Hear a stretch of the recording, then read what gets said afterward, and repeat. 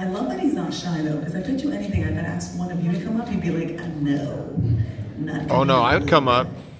You would come up, John, you're right. Damn right I would. You're a cutie. Yes, He I wants to am. know what we're going to talk about. Oh. We're going to talk about making his neighborhood safer. So there's no bullies, there's no one who's going to mistreat him. Amen. Not true. Sad, but not true. He says yes.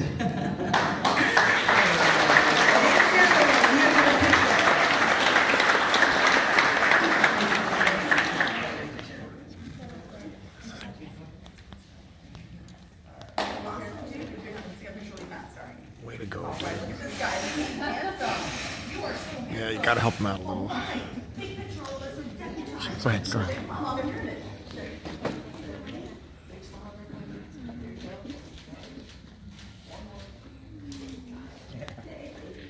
God bless you, young man. Right. Look at that. Good blocker. It's amazing. Good strength. What are the failings? You know, it's Hudson's amazing strength and story. I follow him on his Instagram. Look at him go. All right. And there you go, high five, there you go, boom. Yes, that's the spirit. And you know, it kind of puts it in perspective, right? And I think that's really what we're doing here. We're really about, you know, trying to improve each other's lives. And we will have disagreements, there's no question about it, but we really want to get your answers out there. And so I'm going to start. If I don't understand something, I will ask for some help. So I'm letting you know now to read through. But I thought we'd start really quick, Sheriff, just another thing that you can share with folks about your background. How many for you, is this the first time that you're seeing the Sheriff for the first time in person? Raise your hands, please. That's a big group. Thank you so much for coming out. And you know, you have a PhD, sir. That's generally not something we have as sheriffs, but very, very cool. I don't have a PhD. That doesn't help. You are from Chicago? Regressive. So from Chicago and half That Puerto says Rican, it. half Chicago. Polish. So a little background there for you. Not many of us Polish Puerto Ricans. But you're here. And we want to start with the first question tonight, which is from Jan Austin. And Jan says, there's a coyote overpopulation here, sir. Oh. What can be done to reduce the number of coyotes and not just educate the public? Deport them. Kill him. Oh, deport him, yeah. Good question, and here's some cold hard truths about the coyote population. If you believe the coyote population is growing, you're responsible for it. You're providing the food. The food might be leftovers, garbage cans, or your little dog Fifi. That is what they feed on. That's not the answer. Household pets, dogs, cats, that is their primary source of No. food. Once they come down from the wilderness areas to put a bounty on them anymore. suburbs. They used to put a bounty on them and their population was kept in check. Each of you, make sure you keep your pets locked away In inside. Torrance, we kill them. Just because you have a fenced-in backyard, that means absolutely nothing for a coyote who can scale an 8-foot wall. That's ridiculous. Okay? And they can smell from far, far away. I live in a wilderness area too, just to the southwest of here, and I had a puppy Labrador, and they were on the hillside looking down through the window of my garage at my puppy in the garage, waiting to see if they had a chance at him. Even as he was growing, he got up to 100 pounds, they were still stalking him to see if they had an opportunity to basically gang jump him. So they're crafty, they work in groups, they hunt in packs, and even big dogs are not safe from coyotes. So if the population is growing, you gotta take care of your own property, make sure your animals are safe, locked inside the house, and don't leave food outside. Don't leave your pet food outside, because the coyotes are gonna eat it. That's the best you can do. And do not, please do not get involved in trying to shoot a coyote. One, the odds are you're not gonna hit them, and the odds are greater you're gonna hit something you don't wanna hit. What? Okay? Plus, it's also a crime discharging a firearm in a public place. So don't do that. Call animal control, and we have local animal control here. And as well as Department of Fish and Game, Fish and Wildlife. Certainly we will respond if there's an aggressive coyote, a coyote stalking someone, or a coyote that appears to be ill and poses a hazard. For the most part, hazing is still the best way. I did it myself yesterday. It does work. they do become desensitized to people, but it's still necessary to make them feel unwelcome. So now we can't be mean to coyotes? Torrance kills them. It's working in Torrance. Rich Senef. Rick's question tonight has to do with the murder of 8-year-old Gabriel Fernandez and more recently 4-year-old Noah Quantro. What steps has the LASD taken to improve communication with DCFS, Department of Children and Family Services, and LAPD as well as other police agencies? Does the LASD have a juvenile division? Good question. We do have a Special Victims Bureau that handles all investigation of abuse of children and also in sexual assaults. They also have the Human Trafficking Task Force is also part of the Special Victims Bureau. So we have a whole group of people dedicated to investigating these type of crimes. Now, internally, the Noah Quattro case, we actually, unfortunately, we only came upon the case when it was tragically, the incident had already occurred and the infant was already deceased. So we were not able to actually make any impact on that case because it originated in LAPD's area and they moved to the Palmdale area. As soon as they moved, they were already under the supervision of the DCFS. And that's the struggle that's going right now between the Board of Supervisors and DCFS about the proper supervision and decision-making between your caseworkers and the supervisors, whether or not they're executing properly those orders that come from the family court, whether they're going to remove a child or not, take them into protective custody. That's a struggle that's happening internally. We're going to assist any which way we can. We're working with all other law enforcement agencies. We have a system called eSCARS, with Suspected Child Abuse Reporting System. And that system, no matter who makes a complaint, is entered in the system. It's regional, so everyone has access to it, and it's managed by DCFS, and they'll send a complaint. Even if the child is moving within jurisdictions, the complaint will follow. And the local jurisdiction that has authority over that area will respond, for example, to check on the welfare of a child. And they'll make an initial report that'll be entered into the system. Then the detective will verify, hopefully I'm getting this all right, Chief Jordan, and they verify that everything was done correctly and there was proper follow-up.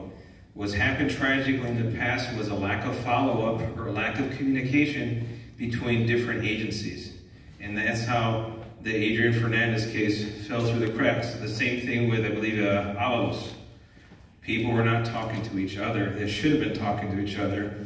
And we could have prevented some of these horrendous crimes from happening. Like the Sheriff's Department, that's and we're working hard to make See how that works? Make that a reality.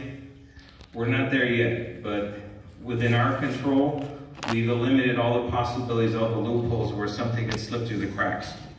But now we have to do it between agencies as well. Thank you, sir. So now we have John, hold on. I just can't stomach it. All right. Academic research, is the comment here, shows that CCWs reduce crime. Yes. So it's stated here. And what does it say? Barati 2016? Yeah, so I'm right here. Oh, okay. So Barati 2016, Devraj and Patel 2018 show that shall issue CCWs reduce crime. I'm also pursuing my PhD at UC Riverside, so I'm trying to follow in your footsteps, Dr. Villanueva.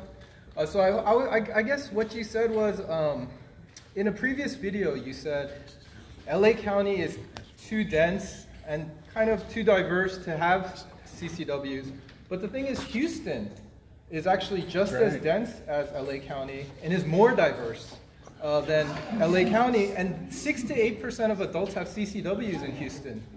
So CCWs outnumber gangs 20 to 1 in Houston, whereas CCWs in LA County are outnumbered by gangs 200 to 1. Yep. Wow. So I think we would be safer. The academic research shows that CCWs reduce crime and citizens are safer. I mean, I think everybody would rather have more CCWs than gangs. That's right. That's more dangerous. I second it. So I'm just going to kind of look at the question fast because I have a lot, and I want to make sure everybody is heard. So your question tonight, I'll just read from here, is: are you willing, so people can hear you in the back because they can't hear you, you're projecting this way. Are you willing to change your mind on CCWs, sir, based on academic research? There's a lot of academic research, but unfortunately the academic research you cite is only one side of the picture. There's academic research no, it's not. The exact opposite. Lie. And I'll give you a simple example of that. And the Click and Gertz study was comprehensive. It's not a debate tonight, really, it's just It should be. It should be. It's from 2014. So this Here's LA County for the first 6 months of this year. What do you want me to Overall do? crime, violent crime in LA County has dropped 7%. Is there a way to get that up to them? And it's still while LPRs have helped. okay, so that 7% drop in crime is while we have the current CCW system, which is based on good cause. Now, there's a difference between shall issue and good cause. Good cause is you show me the facts that says that you That's need to be unconstitutional. armed in public. Second Amendment. That's unconstitutional. Okay, and this has already been issued, been decided all the way up and down the Supreme Court. It's not a subject of debate in that part. Wrong. However, Lie. the issue Lie. or not, if we're going to change the standard. You sound like you know more about it. You would like to comment on My that? standard is different from my predecessor. We're increasing the number of CCWs that are being issued because the previous standard was virtually impossible.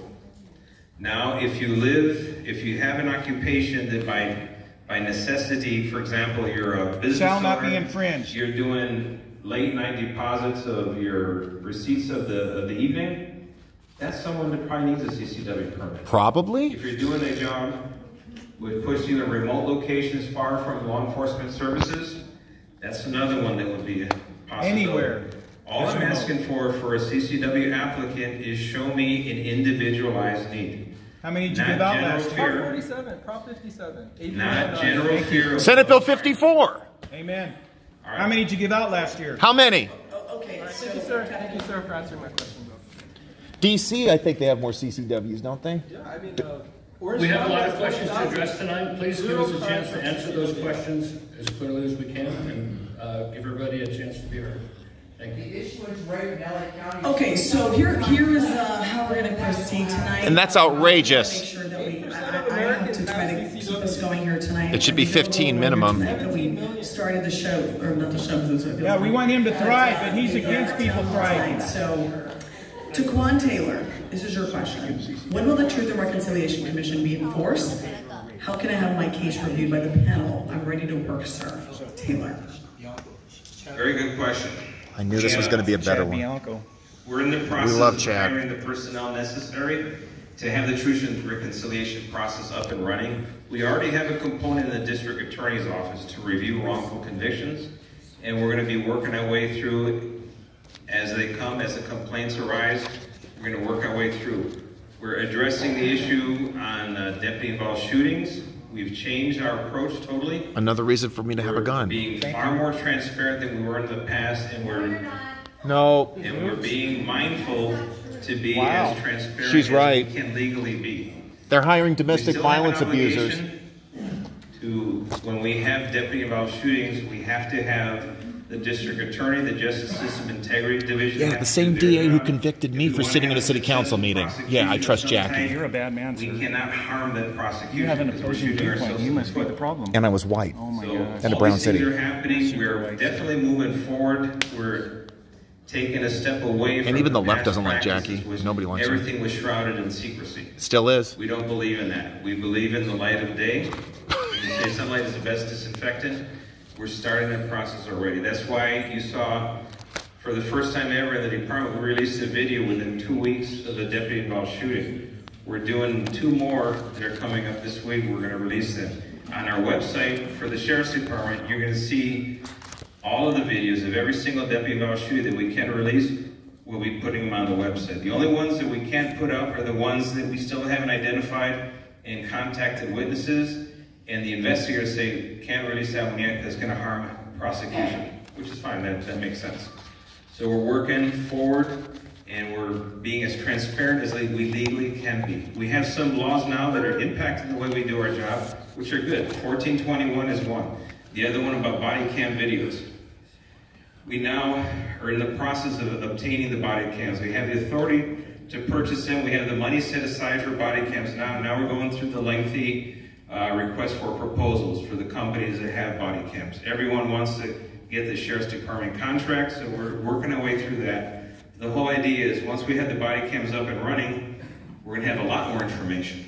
And that's going to be a benefit both to the community and to department members who are working out there in patrol, sometimes by themselves, in fact, often by themselves, particularly in this community, a lot of one-man units, and the body cam is that silent witness. That is very important. Okay, and then we have another question here for you, sir. It is, how can you justify saying that crime is down when we have reduced the criminal penalties assigned to hundreds of crimes? Exactly. This is the resident here. That's right.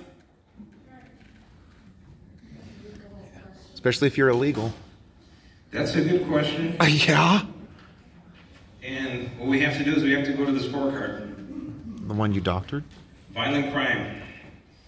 Now bear in mind, criminal homicide, rape, and robbery, which are the aggravated assault. Those are the 4 totals that constitute violent crime. Overall, violent crime total for this station area is down 6.36%. Is that true? And I mean, you live here. Do you feel? the number that's big enough that we can measure is probably the aggravated assault category, because when we're talking about either criminal homicide or rape, the numbers are too small to draw any inference that's proper. Because if you have a change from 1 to 0 or 0 to 1, it's a 100% jump, but in reality, the number is so small it doesn't have statistical weight to it. So keep that in mind. But once we get to the aggravated assault, that one has a little bit more weight. And that was down 2.94%, roughly 3%. So that was a violent crime total.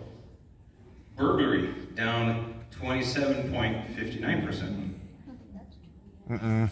So that's a good number. Based on what? Now these are the numbers from January 1st through May 31st, 2018 versus 2019. So we're measuring the same time period a year ago to today. These are hard numbers. They're reported to the Department of Justice, and these are what they call uniform crime reporting statistics. Okay, these are just crimes that occurred, or convictions, or what? These are reported crimes. Okay.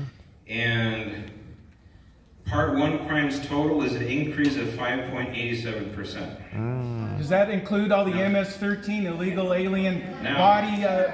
Part 1 crimes are all felony crimes, and they include the violent crimes I talked about. That includes burglary, larceny, theft, grand theft auto, arson. So the big category that is harming San Dimas is larceny theft. No dismemberments? And that larceny theft category is up 24.19%. Wow, I wonder why. Most of it, as I understand, is theft from vehicles, unlocked vehicles.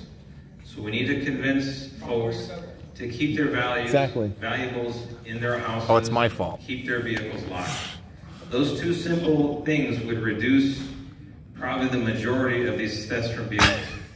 Simple things. It's all your fault. And right. You may have faith that nothing happens. It's a very quiet bedroom community, long history of very low crime rate, but why tempt the hand of fate? Keep your purse, your laptop, your cell phone, your wallet, iPad, all these things in your house. Don't leave valuables unlocked in your car, much less where people can see them, because someone's going to take it. There's someone looking for it. Okay? Okay. Next question, sir, is about something that you've been asked about quite a bit. Homelessness. The new numbers have been released, and now it looks like 59,000 or more people are homeless in LA County. Yep. What specifically and how are you tackling the homelessness crisis here in Los Angeles? I understand we do have our sergeant, who is the firepower with this, right, in our task force. Sergeant, however you'd like to handle it. I think he's down off his boss, Lieutenant Jeff Diedrich. Oh, I'm so sorry. Lieutenant, I'm so sorry. Now I'm going to have to make him commander.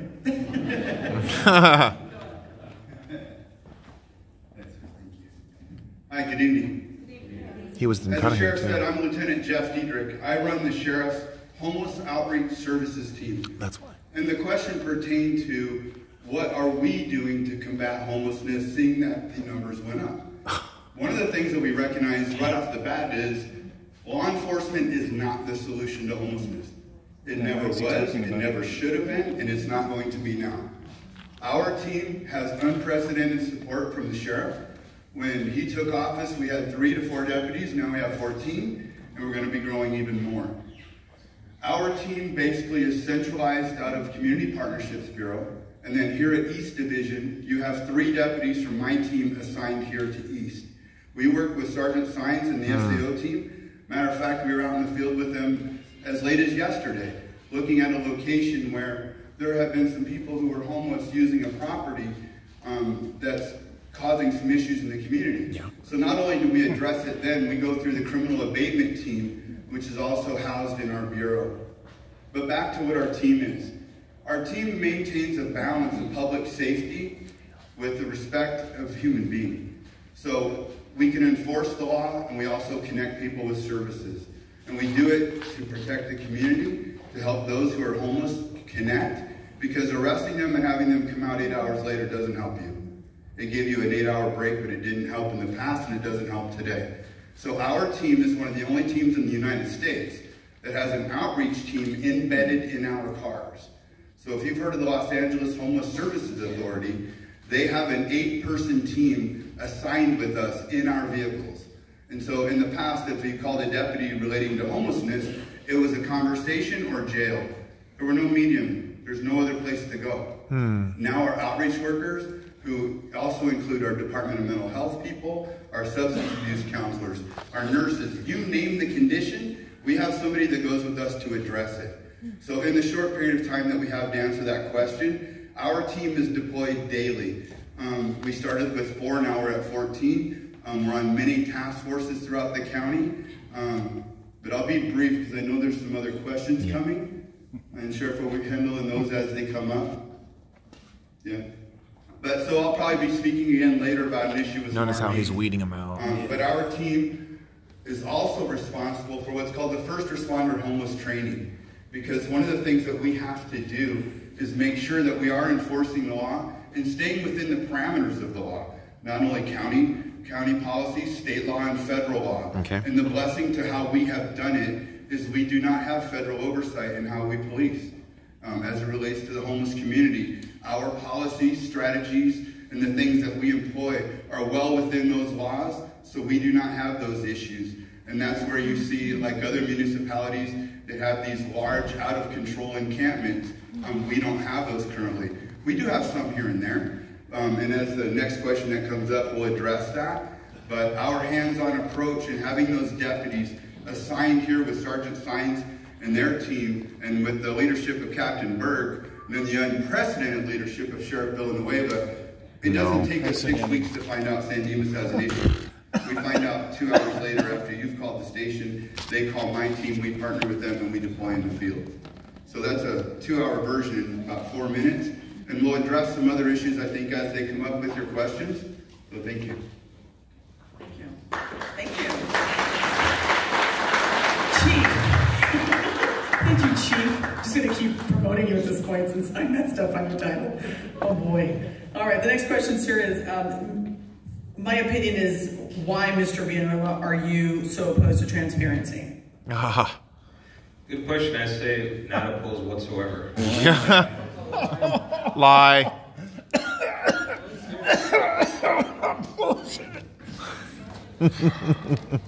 I'll tell you one thing. When you have an organization as large as ours is, with as few resources we have, we're not going to be able to react overnight. However, we are lining everything up to react the right way.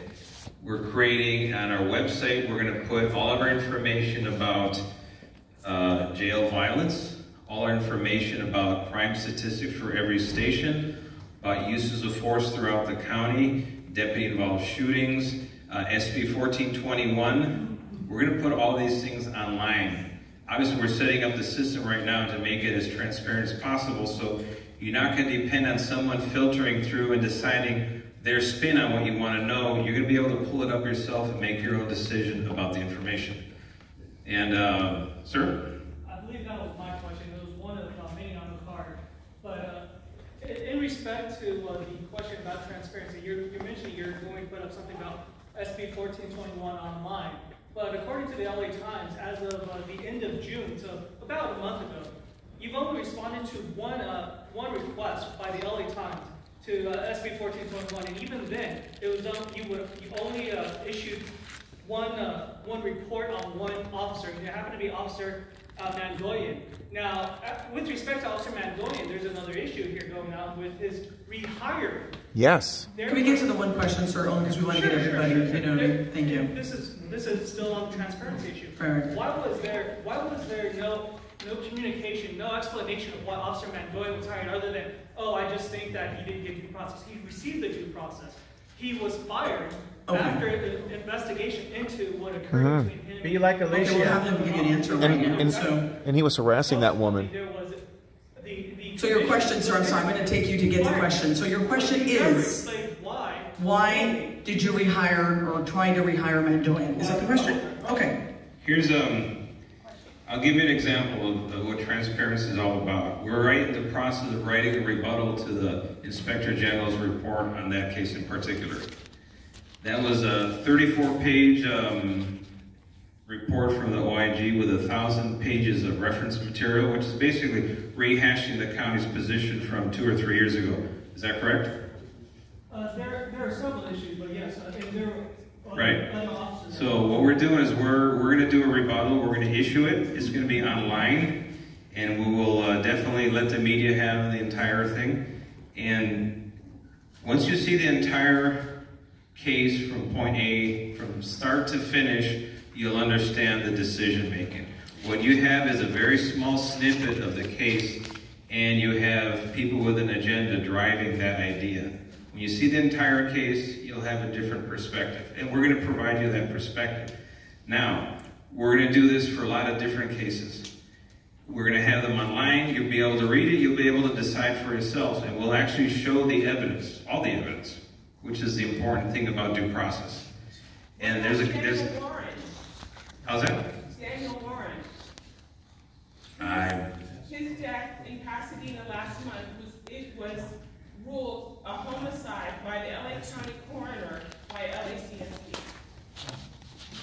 Perhaps we can have the captain talk to you more on the specific, because we want to address, we have a lot of questions here. But I did want to answer your other questions, or you talked about SB 1421. Can you raise your hand if you know what that is? Maybe, okay, so that's what I figured. Basically, it's a new state law that is asking all law enforcement departments to basically provide reports that weren't, is that right? Am I characterizing that right? That weren't, maybe you say it better, Captain. I don't want to mischaracterize your I'll be happy to read this. No, hold on. Please do. Thank you. If you want to just go ahead and read it.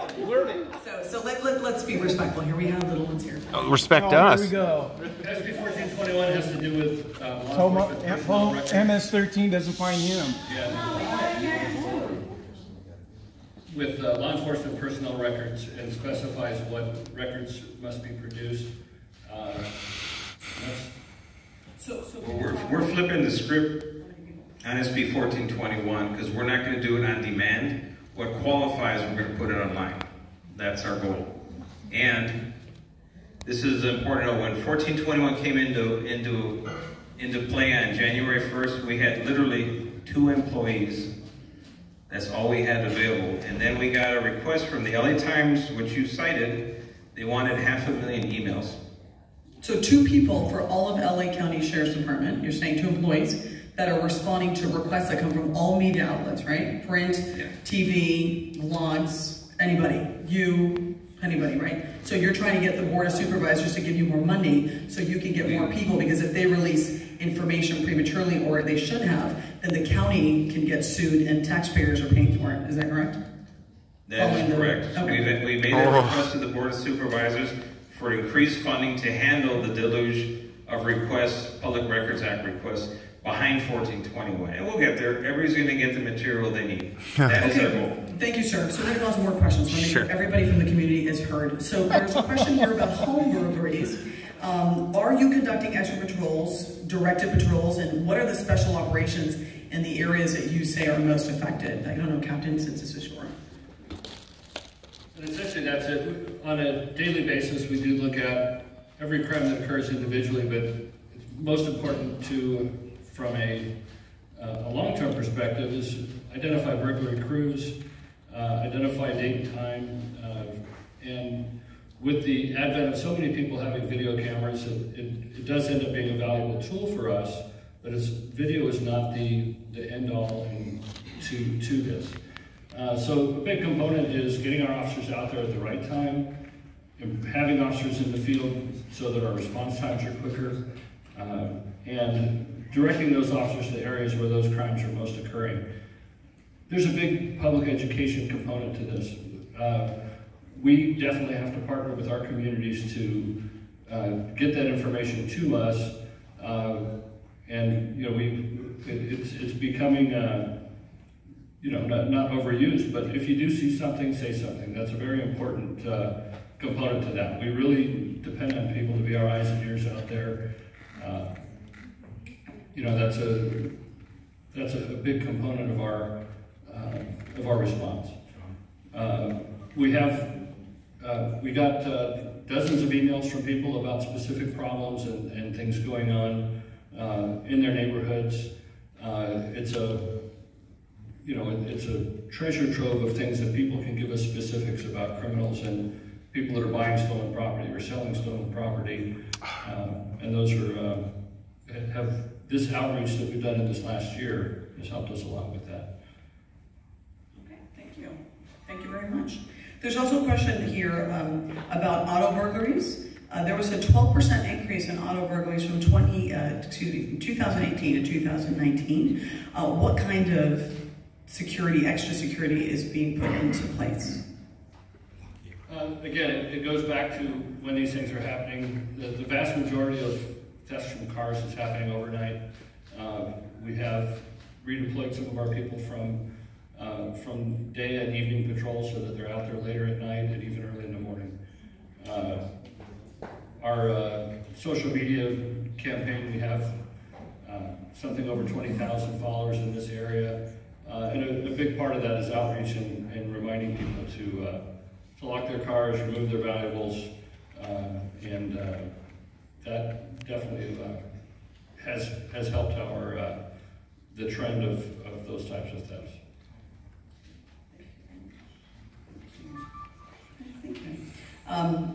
We also have, sorry, here we go. I should reiterate the value of knowing who your neighbors are. If they're away on vacation, don't post these wonderful pictures on your social media about your trip on vacation, because the wrong person is going to read it and know no one's home. And people do that all the time. Likewise, let your neighbors know, hey, I'm going to be out of town for the weekend. So if you see that U-Haul pull up and they're unloading all the furniture from the house, yes, please call us. But you'd be surprised at people that see this and don't say anything about it. And then when the poor homeowner shows up and they call us, everything's long gone.